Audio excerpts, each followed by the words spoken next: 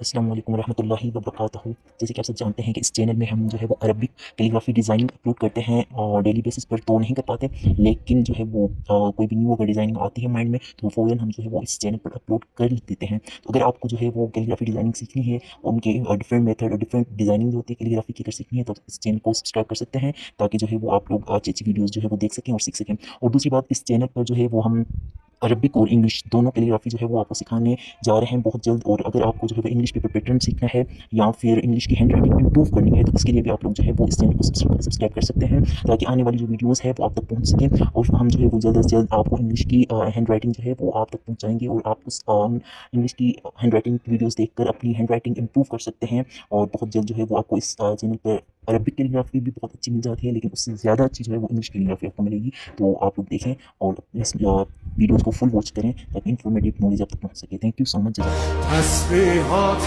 حضرت زهرا الحمدلله که نوکرتم، الحمدلله که مادرمی، الحمدلله از بچگی مادر سایه روی سرمی. صلی الله علیه فاطمه، صلی الله علیه